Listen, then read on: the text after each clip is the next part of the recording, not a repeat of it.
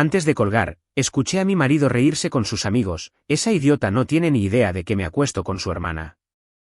Me quedé en silencio e hice esto. 3 días después, apareció en casa de mis padres, gritando. Ya me estaba despidiendo cuando oí reír a mi marido. No la risa cansada que usaba después del trabajo. No la educada que reservaba para las cenas familiares. Esta risa era aguda. Burlona. Lo había llamado para preguntarle algo ordinario, a qué hora llegaría a casa, si quería cenar. Me dijo que estaba con sus amigos y que me llamaría más tarde, pero no colgó. Y entonces oí su voz de nuevo. Esa idiota no tiene ni idea de que me acuesto con su hermana. Las palabras no se registraron al principio. Mi cerebro se negó a aceptarlas. Mi mano se entumeció alrededor del teléfono mientras sus amigos estallaban en carcajadas, como si mi matrimonio no fuera más que un chiste que ya habían contado demasiadas veces. No grité. No lo confronté. Me quedé en completo silencio. Y en ese silencio, tomé una decisión que lo cambió todo. 3 días después, mi marido estaba en la puerta de la casa de mis padres, temblando, gritando mi nombre porque finalmente se había dado cuenta de lo que había hecho. Mi nombre es Evelyn Parker, y durante la mayor parte de mi vida adulta, creí que había elegido el tipo de felicidad segura, la que no aparece en los titulares, la que la gente aprueba con un asentimiento.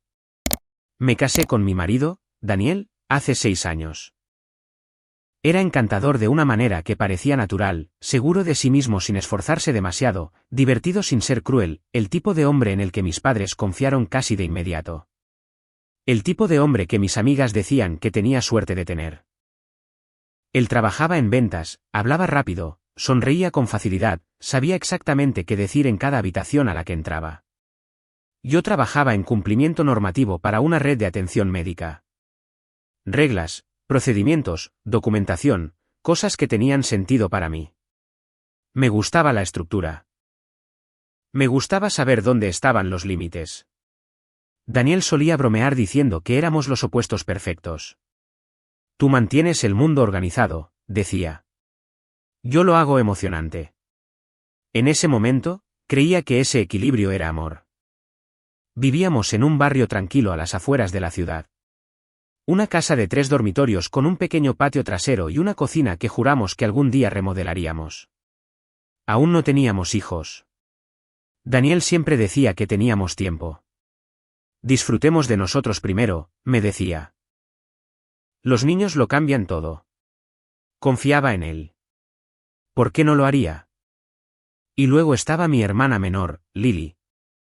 Lily siempre había sido la rebelde. Impulsiva, emocional, el tipo de persona que sentía todo profundamente, pero que nunca planeaba más allá del siguiente momento. Nuestros padres se preocupaban constantemente por ella, pero también la protegían, le ponían excusas. Mientras crecíamos, yo era la responsable. Lily era la que necesitaba ser salvada. Después de su última ruptura, empezó a venir más a menudo, a llamar a Daniel para pedirle consejo, a pedirle ayuda con cosas pequeñas, que la llevara a algún sitio, recados, favores que lentamente se convirtieron en hábitos.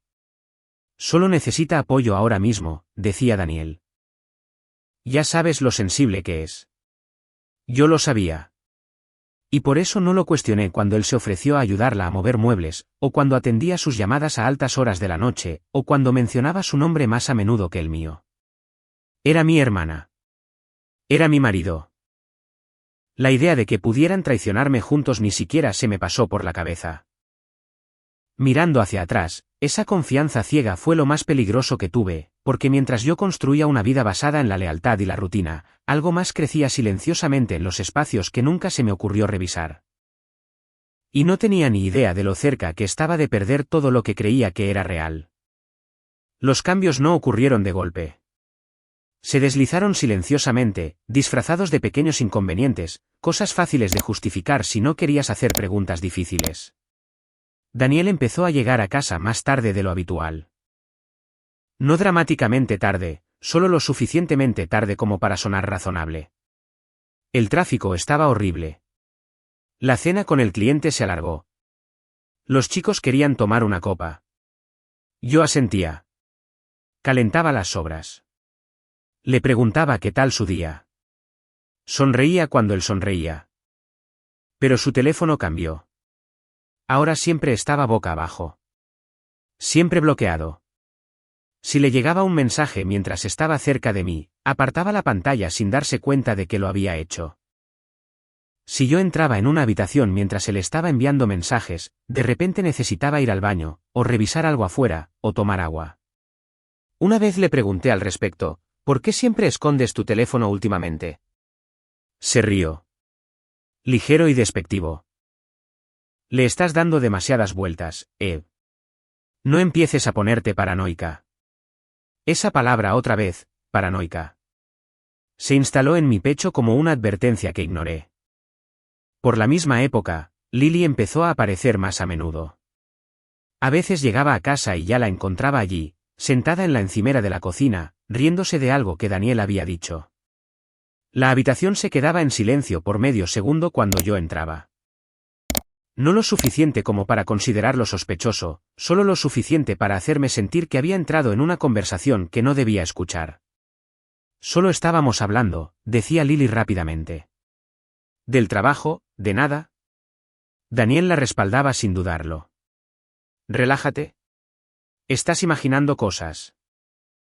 Me dije a mí misma que estaba cansada, sobrecargada de trabajo, demasiado centrada en los detalles, mi defecto habitual, según él. Luego vinieron las noches de chicas. Lily y yo solíamos ser cercanas, pero ahora apenas me invitaba. En cambio, Daniel mencionaba sus planes por ella. Saldrá con sus amigas esta noche. Quizás se quede a dormir aquí después. Necesita un descanso. Llegaba tarde a casa, a veces pasada la medianoche, a veces oliendo a un perfume diferente. Evitaba mi mirada, se dirigía directamente a la habitación de invitados y se iba temprano a la mañana siguiente. Noté que Daniel se vestía de manera diferente en esas noches. Un poco más de esfuerzo, un poco más de colonia. Una vez encontré un mechón de pelo en la manga de su chaqueta, largo, oscuro y definitivamente no era mío. Lo sostuve entre mis dedos durante mucho tiempo. Luego lo tiré, porque la alternativa significaba aceptar algo que no estaba preparada para nombrar. La distancia física se introdujo a continuación. Daniel solía buscarme sin pensar, un brazo alrededor de mi cintura, una mano en mi espalda cuando nos cruzábamos en el pasillo. Ahora había excusas. Estoy agotado. El trabajo ha sido estresante. Podemos simplemente dormir. Me dije a mí misma que los matrimonios pasaban por fases. Que la comodidad reemplazaba a la pasión. Que la estabilidad no siempre parecía emocionante. Me recordé a mí misma todo lo que habíamos construido juntos. 6 años, recuerdos compartidos, planes compartidos. Me recordé a mí misma que Lily era mi hermana. Y esa fue la mentira a la que me aferré con más fuerza. Porque si la cuestionaba a ella, tenía que cuestionarlo a él. Y si lo cuestionaba a él, tenía que admitir que la vida en la que confiaba podría estar rompiéndose justo debajo de mis narices. Así que me quedé callada. Y seguí eligiendo la versión de la realidad que menos dolía. Justo hasta el momento en que escuché su voz en el teléfono y me di cuenta de lo equivocada que había estado. La noche en que todo cambió no pareció dramática al principio. Era un martes cualquiera. Demasiado tranquilo, demasiado rutinario. Todavía estaba en mi escritorio terminando un informe de cumplimiento que había estado mirando durante horas sin leerlo realmente. Me ardían los ojos. Me dolía la cabeza. Solo quería irme a casa. Llamé a Daniel por costumbre. Respondió rápidamente, como si hubiera estado esperando la llamada. Hola, cariño, dijo. Estoy con los chicos ahora mismo, ¿puedo llamarte más tarde? Algo en su voz sonaba apresurado, pero lo ignoré. Claro, dije. Solo quería preguntar qué querías para cenar. Lo que sea más fácil, respondió. ¿Te quiero? Yo también te quiero, respondí. Estaba a punto de colgar cuando escuché movimiento en la línea, tela rozando el micrófono. Un sonido ahogado, como si hubiera metido el teléfono en el bolsillo. Luego escuché su voz de nuevo, no dirigida a mí. Dios, es agotadora. Me quedé helada. Al principio, pensé que estaba hablando de otra persona, una compañera de trabajo, una clienta, cualquiera menos yo. Entonces alguien se rió. Sigues interpretando al marido perfecto, dijo uno de sus amigos. Daniel también se rió. Un sonido agudo y descuidado que no reconocí. No tiene ni idea, dijo. En serio, ni la más remota idea. Mi corazón empezó a latir tan fuerte que podía oírlo en mis oídos. Debería haber colgado. Lo sabía. Sabía que estaba cruzando una línea invisible al escuchar. Pero mi mano no se movía. Otra voz habló. ¿Y qué hay de la hermana? Hubo una pausa, lo suficientemente larga como para que las palabras que siguieron cayeran como una cuchilla. Esa idiota no tiene ni idea de que me acuesto con su hermana. El mundo se detuvo por completo. Por un segundo, pensé que lo había oído mal. Que mi cerebro había torcido la frase en algo imposible, algo impensable. Luego se rieron. No nerviosamente, no torpemente. Se rieron como si fuera un chiste que ya habían contado antes. El nombre de mi hermana surgió a continuación. Lily. Dicho de manera casual, descuidada, como si no fuera de mi sangre, como si no fuera alguien a quien había protegido toda mi vida. Hablaron de ello abiertamente, de lo fácil que era, de lo confiada que era yo. Es tan predecible, dijo Daniel. Tan centrada en las reglas y las rutinas. En realidad, es un poco triste. Alguien más bromeó sobre cuánto tiempo tardaría en darme cuenta. Probablemente nunca, respondió Daniel. Se cree todo lo que le digo. Me deslicé en mi silla. No recuerdo haber decidido sentarme. Mi cuerpo simplemente se rindió. Siguieron hablando durante minutos que parecieron interminables. Sobre el trabajo, sobre copas, sobre planes para el fin de semana. Como si no acabaran de destrozar mi matrimonio. Como si yo no estuviera al otro lado de la línea, escuchando cómo mi vida era reducida a un chiste. Miré fijamente la pared frente a mí, viendo el reloj avanzar mientras mi pecho se oprimía más con cada segundo. Cuando la llamada finalmente terminó, no me moví. No lloré. No grité.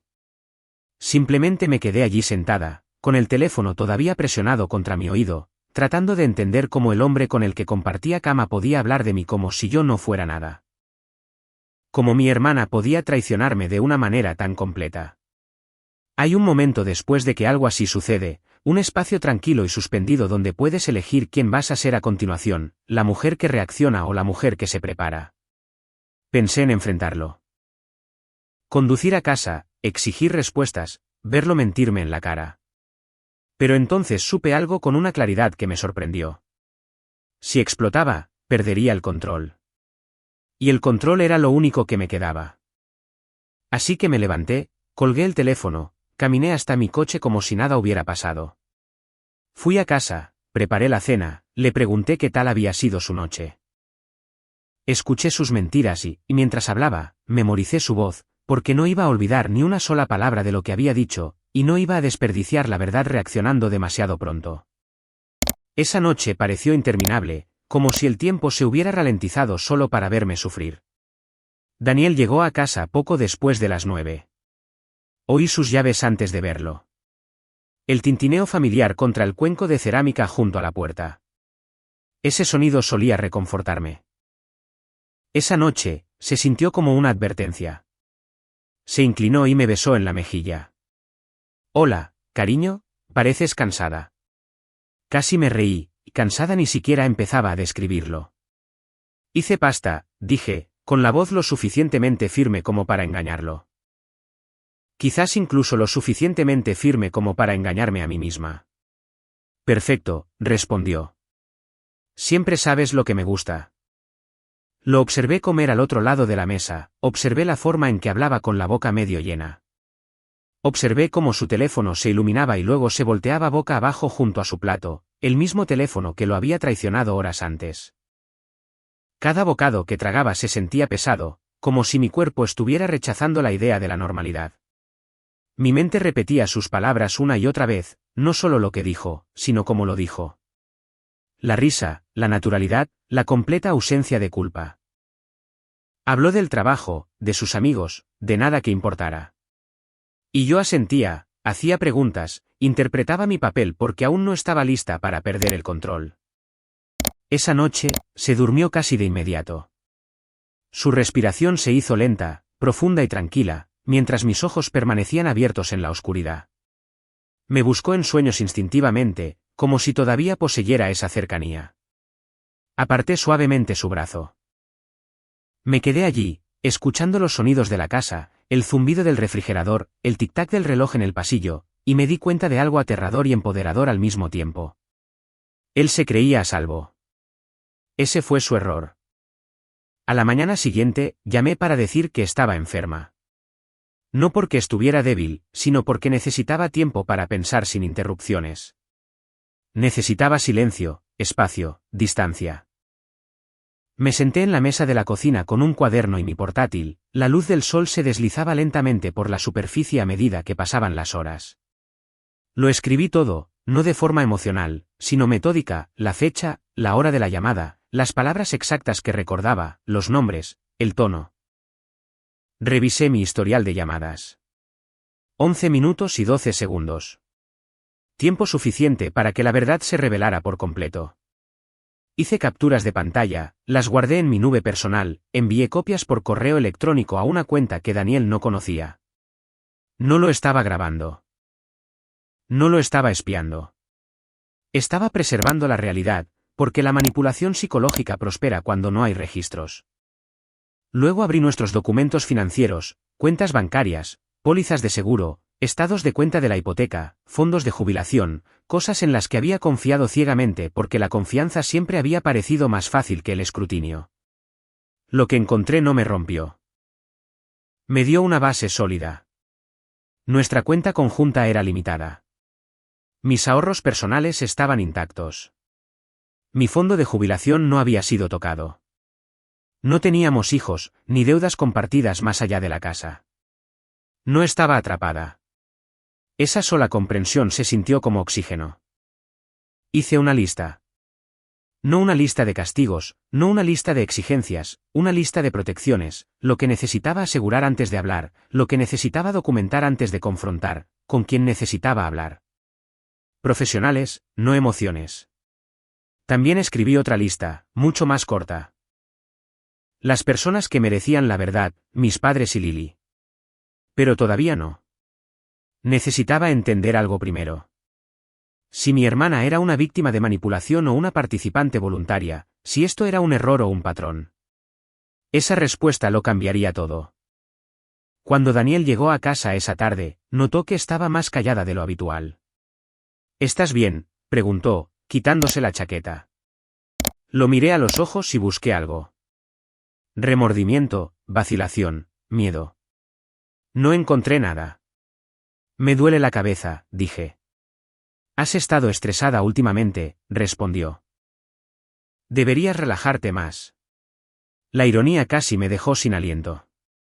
Esa noche, intentó acercarme de nuevo.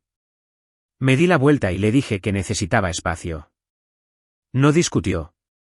Nunca le gustó el esfuerzo cuando la obediencia era fácil. Mientras miraba la oscuridad, me hice una promesa. No gritaría. No suplicaría. No me expondría a más daño reaccionando demasiado pronto. El silencio, me di cuenta, no era pasividad. El silencio era yo eligiendo la estrategia sobre el caos. Porque cuando la verdad finalmente saliera a la luz, y lo haría, quería estar de pie sobre terreno firme, sin temblar, sin estar rota, lista. Al tercer día, el shock se había transformado en algo más frío, más claro. El dolor es ruidoso al principio, exige atención, pero una vez que se calma, deja un espacio detrás, y ese espacio puede llenarse de propósito si eres cuidadosa. Empecé con una abogada. Se llamaba Karen Michei, una abogada de derecho de familia recomendada por un colega que sabía lo discretamente que me gusta operar. Su oficina era tranquila, de colores neutros, sin juicio en sus ojos, solo un bloc de notas y un bolígrafo esperando ser utilizados. Escuchó sin interrumpir mientras le contaba todo. El matrimonio, la llamada, las palabras que no podía olvidar. La hermana a la que aún no había confrontado. Cuando terminé, no se sorprendió ni pareció conmocionada. Asintió. Hiciste lo correcto al esperar, dijo. La mayoría de la gente explota primero. Eso generalmente les cuesta caro. Hizo preguntas que se sintieron quirúrgicas. ¿Quién era dueño de qué? ¿Qué cuentas eran conjuntas? ¿Había hijos, algún historial de amenazas o intimidación? Respondí con cuidado, con sinceridad. Me explicó mis opciones. Separación, divorcio, órdenes de protección si fuera necesario, cómo comunicarse sin escalar la situación, cómo documentar sin provocar. Esto no se trata de venganza, dijo suavemente. Se trata de control y seguridad. Esa palabra otra vez, control. Pero esta vez, no sonaba cruel. Sonaba a supervivencia. Antes de irme, me dio una lista de verificación. Práctica, precisa. Documenta todo. Mueve dinero solo de las cuentas compartidas y solo tu parte. Cambia las contraseñas. No lo confrontes sola. No le avises antes de estar lista. La seguí como un plano. Esa tarde, fui al banco. Retiré exactamente la mitad de la cuenta conjunta. Ni más, ni menos. Imprimí el recibo y pedí un registro de la transacción sellado. Transferí mi depósito directo a una nueva cuenta en un banco diferente. Los rastros de papel importan. Luego cambié las contraseñas, correo electrónico, almacenamiento en la nube, aplicaciones financieras, cualquier cosa vinculada a mi identidad. Se sintió extraño, como si estuviera desmantelando una vida mientras todavía vivía dentro de ella. Cuando llegué a casa, Daniel ya estaba allí. ¿Todo bien?, preguntó casualmente. Sí, dije. Y por una vez, no era mentira. Porque mientras él pensaba que nada había cambiado, todo lo había hecho. Esa noche, fui a casa de mis padres sola. Mi madre abrió la puerta y supo de inmediato que algo andaba mal. Me abrazó sin hacer preguntas. Mi padre esperó hasta que todos estuvimos sentados en la mesa de la cocina antes de hablar. Les conté la verdad, no de forma dramática, no de forma emocional, hecho por hecho. Mi madre lloró en silencio. Mi padre miró fijamente la mesa, con la mandíbula apretada, como siempre hacía cuando intentaba no explotar. Cuando les dije quién era la otra mujer, la habitación se quedó en silencio. Mi hermana, mi madre se cubrió la boca. Mi padre se levantó y se alejó un momento, luego volvió y se sentó de nuevo. ¿Estás a salvo?, preguntó finalmente. Sí, dije, pero no lo estaré si apresuro esto. Escucharon mientras les explicaba mi plan, la abogada, la documentación, el cronograma. No discutieron, confiaron en mí. Esa noche, Daniel le envió un mensaje de texto a Lily. Vi su nombre parpadear en su teléfono cuando lo dejó en la encimera. Algo se retorció en mi pecho, pero no reaccioné. Aún no estaba lista para confrontarla. Necesitaba saber algo primero. Al día siguiente, me reuní con Lily para tomar un café. Solo nosotras dos. Parecía nerviosa cuando me vio, no dejaba de tocar su taza, evitaba mi mirada. ¿Está todo bien?, preguntó. La observé con atención. Daniel me dijo que has estado pasando por un momento difícil, dije. Sus hombros se relajaron. Sí, respondió rápidamente. Ha sido un gran apoyo. ¿Apoyo? Asentí lentamente. Lily, dije, manteniendo la voz tranquila. ¿Hay algo que quieras decirme? Sus ojos se encontraron con los míos por medio segundo. Luego sacudió la cabeza. No. ¿Por qué? Esa fue mi respuesta. Esto no era confusión. Esto era una elección. No la acusé. No revelé lo que sabía. Simplemente pagué mi café y me levanté. Cuídate, le dije. Ella sonrió, aliviada. Esa sonrisa endureció algo dentro de mí. Cuando llegué a casa, sabía exactamente lo que tenía que hacer a continuación. No iba a gritar. No iba a suplicar. Y no iba a dejar que ninguno de los dos controlara la historia. 3 días después de la llamada, tenía todo en su lugar, la documentación, los registros, los testigos en los que podía confiar. Cuando Daniel finalmente se dio cuenta de que algo andaba mal, ya era demasiado tarde, porque para entonces mi dolor se había convertido en un plan, y mi plan era infalible. Al tercer día, ya no estaba adivinando. Estaba ejecutando. Daniel todavía pensaba que tenía el control. Eso era lo extraño de la gente como él. Confunden el silencio con la ignorancia. Confunden la paciencia con la debilidad. Le dejé seguir creyendo eso. Esa mañana, reenvié la documentación finalizada de Karen a mi disco personal. Documentos de divorcio, declaraciones financieras, un registro formal de separación. Nada dramático, nada explosivo, solo oficial. Esa tarde, le pregunté a Daniel si podía acompañarme a casa de mis padres esa noche. «Quieren hablar», dije, «sobre nosotros». Pareció sorprendido, pero complacido. «Claro», dijo. «Probablemente sea una buena idea». Casi podía oír la versión de la historia que ya estaba ensayando en su cabeza. El marido tranquilo, la esposa confundida, la hermana que necesitaba ayuda. No tenía ni idea de cuánto había cambiado la narrativa. Llegamos justo antes de las 7. Mis padres ya estaban esperando en la sala de estar. Mi padre estaba sentado erguido, con las manos entrelazadas, su expresión ilegible. Mi madre estaba de pie cerca de la ventana, con los brazos cruzados con fuerza sobre el pecho. Lily no estaba allí. Todavía no. Daniel los saludó con facilidad, mostrando esa sonrisa familiar. «Hola, señor y señora Harris», dijo.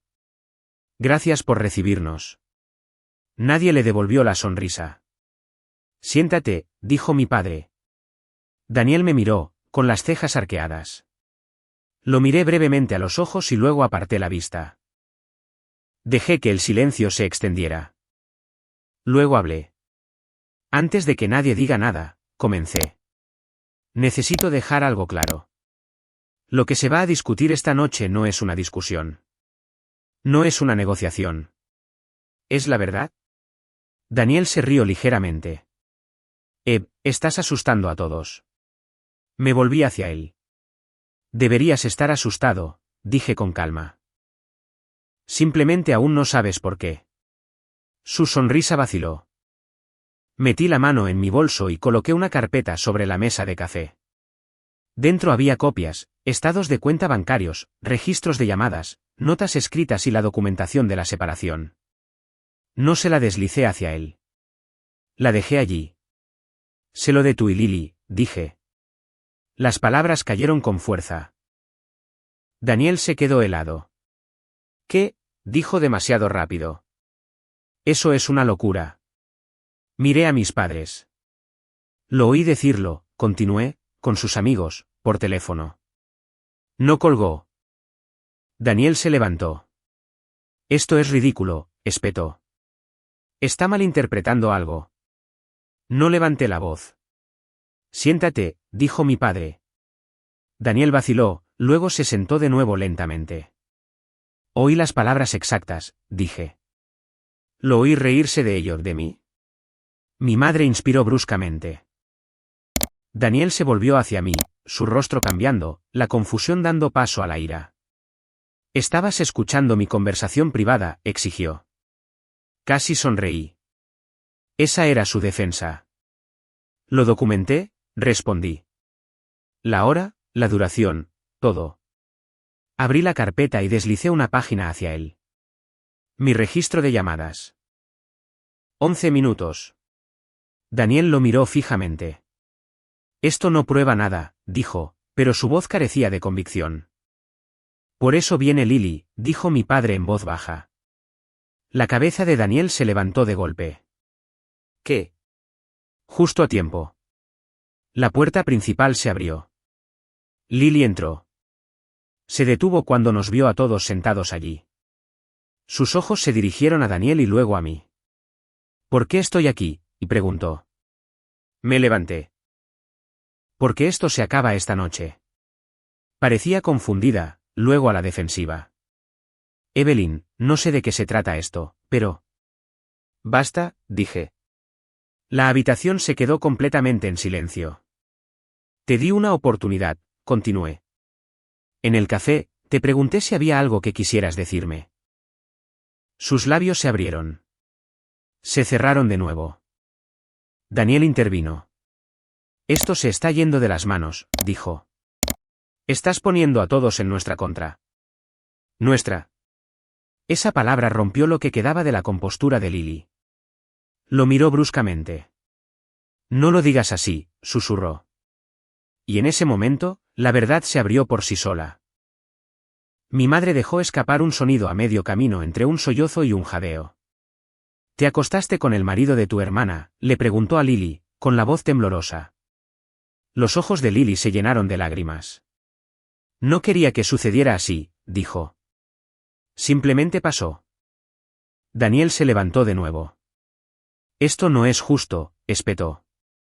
Estáis actuando como si la hubiera forzado. Me volví hacia él. No, dije. Estás actuando como si esto fuera algo que te sucedió a ti. No fue así. Lo elegiste. Ambos lo hicisteis. Mi padre se levantó. Quiero que te vayas de esta casa, le dijo a Daniel. Ahora. Daniel lo miró fijamente. No puedes hacer eso. Sí, puedo, respondió mi padre. Y ya no tienes derecho a hablar aquí. Daniel se volvió hacia mí, el pánico finalmente rompiendo su ira. Evelyn, podemos arreglar esto, dijo. No tenemos que involucrar a abogados. Respiré hondo. Ya lo hice. Le entregué los papeles de la separación. No los tomó. Lily comenzó a llorar abiertamente ahora, pidiéndome perdón a mí, a nuestros padres, a la habitación misma. Escuché sin reaccionar, porque las disculpas no deshacen las elecciones. Cuando Daniel finalmente se dio cuenta de que nadie lo estaba defendiendo, su voz se elevó. Acusaciones, culpas, afirmaciones de que estaba exagerando. Mi padre abrió la puerta. Vete, dijo. Daniel vaciló, luego salió furioso, cerrando la puerta de un portazo detrás de él. El silencio posterior fue ensordecedor. Lily se hundió en el sofá, sollozando. No la consolé. Había pasado años protegiéndola. Esa noche, me protegí a mí misma. Mientras recogía mi bolso para irme, mi madre tomó mi mano. Estoy orgullosa de ti, dijo en voz baja. Y por primera vez desde esa llamada telefónica, sentí algo parecido al alivio. Porque la verdad finalmente había salido a la luz, y había sobrevivido a ella. El silencio después de que Daniel se fuera de la casa de mis padres no duró mucho. Nunca dura. La gente como él no desaparece en silencio. Se desmoronan ruidosamente, especialmente cuando se dan cuenta de que la versión de la historia que planeaban contar ya no funciona. A la mañana siguiente, mi teléfono explotó. Llamadas, mensajes de texto, mensajes de voz. El nombre de Daniel llenaba la pantalla como una advertencia para la que ya me había preparado. No respondí. No leí la mayoría de los mensajes. Karen había sido muy clara al respecto. No te involucres emocionalmente una vez que se establezca el límite. En su lugar, reenvié todo a una carpeta separada. Fechas, horas, lenguaje, tono, la evidencia no responde. Por la tarde, Lily también me envió un mensaje de texto. Largos mensajes llenos de disculpas que rodeaban la verdad sin aterrizar nunca en ella. Dijo que estaba confundida, que no había tenido la intención de lastimarme, que Daniel la había hecho sentir vista cuando se sentía invisible. Leí los mensajes una vez y luego silencié la conversación, porque las explicaciones no son responsabilidad cuando llegan demasiado tarde. Esa noche, fui a casa de mis padres a cenar, no porque necesitara consuelo, sino porque necesitaba testigos. Karen lo había sugerido casualmente, como si no fuera más que una nota de agenda. Si va a reaccionar, había dicho, deja que lo haga en un lugar donde no estés sola. Mi padre cocinó. Mi madre puso la mesa con especial cuidado, como si la rutina pudiera estabilizar lo que se había roto en nuestra familia. Estábamos a mitad de la comida cuando sonó el timbre. Mi padre se levantó lentamente. Lo supe antes de que abriera la puerta. La voz de Daniel llegó primero por el pasillo, fuerte, aguda, frenética. Evelyn, sé que estás ahí dentro. Mi madre se quedó helada. Mi padre abrió la puerta lo suficiente como para bloquear la entrada. Daniel estaba en el porche, con el rostro enrojecido, los ojos desorbitados, la ropa arrugada como si hubiera dormido con ella. El vendedor encantador había desaparecido. En su lugar, había un hombre que había perdido el guión. Necesito hablar con ella, dijo. Esto se está yendo de las manos. Mi padre no se movió. Este no es el lugar, dijo con calma. Daniel dio un paso adelante, su voz se elevó. Está arruinando mi vida. Me levanté de la mesa y caminé hacia el pasillo. No me apresuré. No dudé. Quería que me viera de pie allí, firme. Daniel, dije, tienes que irte. Me miró como si lo hubiera traicionado de nuevo. No tienes derecho a hacer esto, espetó. Se lo contaste a todo el mundo. Los pusiste en mi contra. No levanté la voz. Dije la verdad, dije. Lo que la gente haga con ella no es algo que yo controle. Se rió amargamente. Estás actuando como si yo fuera una especie de criminal. Lo miré a los ojos. No, dije. Estoy actuando como alguien que se niega a ser manipulada nunca más. Su ira cambió, agudizándose en algo desesperado. Podríamos haber manejado esto en privado, dijo. No tenías que involucrar a tus padres ni a los abogados. Respiré hondo. Tú involucraste a mi hermana, respondí. Eso acabó con la idea de la privacidad. Por un momento, pareció que iba a decir algo más, algo cruel, algo imprudente. Mi padre se acercó más al marco de la puerta. Esta conversación ha terminado, dijo. Si no te vas, llamaré a la policía. Daniel lo miró fijamente. ¿De verdad harías eso?, preguntó, incrédulo.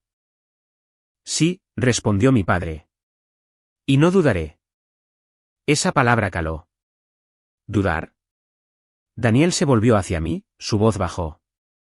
¿De verdad vas a seguir con esto? Asentí. Sí. Fue entonces cuando empezó a gritar. No amenazas, no violencia, solo ruido. Acusaciones, culpas, afirmaciones de que había exagerado, de que Lily no había significado nada, de que había estado bajo presión. Mi madre se puso a mi lado, su mano firme en mi brazo. Basta, dijo ella. Tomaste tus decisiones. Ahora vives con ellas. Daniel miró a su alrededor como si esperara que alguien lo defendiera. Nadie lo hizo. La luz del porche se encendió automáticamente, iluminando la escena como un escenario que ya no controlaba. Finalmente, dio un paso atrás. Te arrepentirás de esto, me dijo, con la voz temblorosa. Un día te darás cuenta de que lo tiraste todo por la borda. Sostuve su mirada. No tiré nada por la borda, dije. Dejé de cargar con lo que me estaba destruyendo. Mi padre cerró la puerta. La casa volvió a quedar en silencio. No me derrumbé. No lloré. Me senté de nuevo en la mesa y terminé mi cena, con las manos firmes, mi apetito sorprendentemente intacto. Más tarde esa noche, Karen llamó. Apareció, ¿verdad? Sí, dije. ¿Se fue? Sí. Hizo una pausa. Bien. Documéntalo. Luego descansa un poco. Hice exactamente eso. Escribí lo que dijo, la hora, quien estaba presente, cuánto duró, y luego, por primera vez en días, dormí, porque algo había cambiado. Había perdido el acceso a mí. A la mañana siguiente, la documentación avanzó. Se programó el cambio de cerraduras. Las cuentas se separaron por completo. La comunicación se restringió solo a los abogados. Daniel intentó llamar de nuevo. Esta vez, fue directamente al buzón de voz. Al final del día, me di cuenta de algo silenciosamente poderoso. No estaba enojado porque me amara. Estaba enojado porque había perdido el control. Y el control, una vez recuperado, rara vez se cede de nuevo.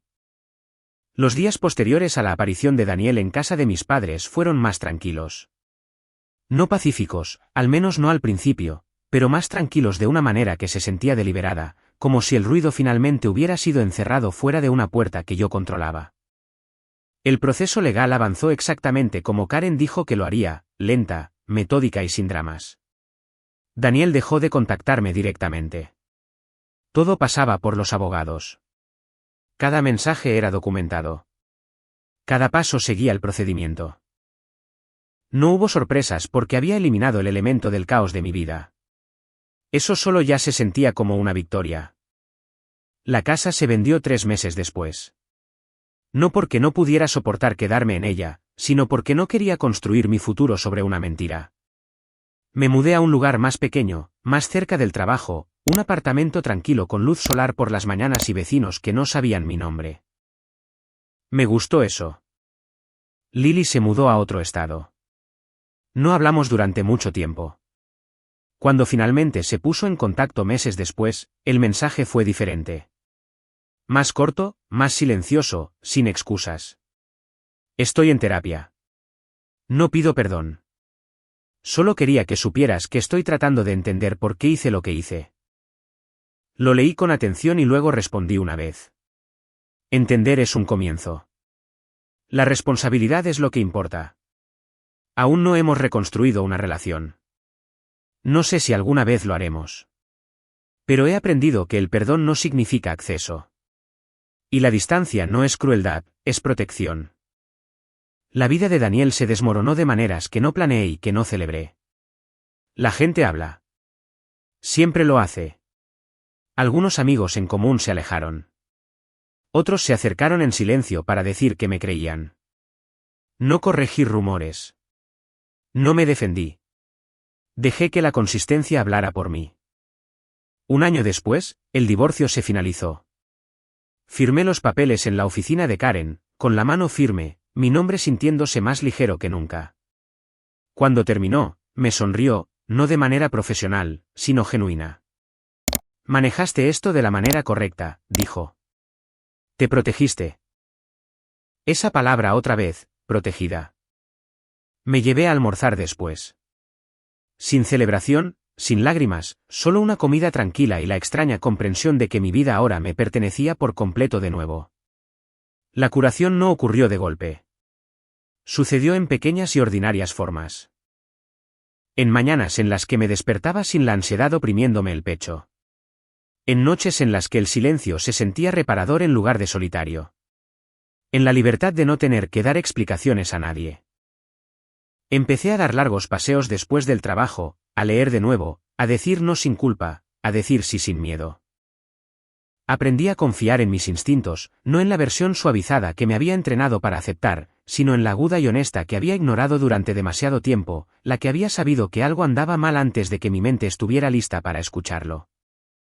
Si hay algo que entiendo ahora, es esto. La traición no solo duele por lo que alguien hizo. Duele porque intenta convencerte de que no mereces algo mejor. Me negué a aceptar esa mentira. No gané porque lo expuse. No gané porque él perdió el control. Gané porque me elegí a mí misma, con calma, legalmente y sin destruir quien era en el proceso. Y esa es la parte que nadie te cuenta nunca. No necesitas gritar para recuperar tu vida. No necesitas venganza para restaurar tu dignidad. No necesitas convertirte en otra persona para sobrevivir a la traición. Solo necesitas límites, apoyo y el coraje de alejarte cuando quedarte te costaría todo. Hoy, mi vida es más pequeña de lo que solía ser, y es más fuerte.